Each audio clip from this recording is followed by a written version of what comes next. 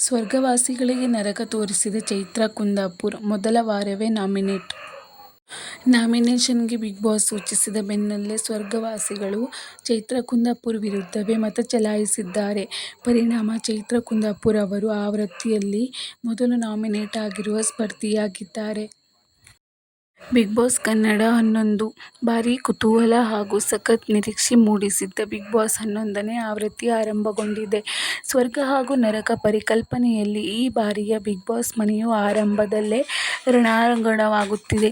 ನರಕದಲ್ಲಿರುವ ಸ್ಪರ್ಧಿ ಕರಾವಳಿಯ Hindu fire brand ಎಂದು ಖ್ಯಾತಿಯ ಚೈತ್ರಾ ಕುಂದಾಪುರ್ ಈಗಾಗಲೇ ಸ್ವರ್ಗವಾಸಿಗಳಿಗೆ ನರಕವನ್ನೇ ತೋರಿಸಿದ್ದಾರೆ.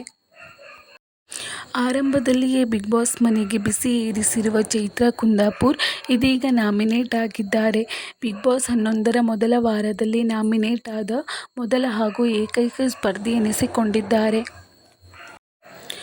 ಹಣ್ಣು ತೊಳೆದು ಕೊಡುವಂತೆ ಉಗ್ರಂ ಮಂಜು ನೀಡಿದ ಆಜ್ಞೆಯಿಂದ ಚೈತ್ರಾ ಕುಂದಾಪುರ್ ಅಸಮಾಧಾನಗೊಂಡಿದ್ದರು. ಇದಕ್ಕೆ ಪ್ರತಿಯಾಗಿ ಚೈತ್ರಾ ಅವರು ಹಣ್ಣು ತೊಳೆಯುವ ಬದಲು ಅದನ್ನು ಕಚ್ಚಿ ಎಸೆದಿದ್ದಾರೆ.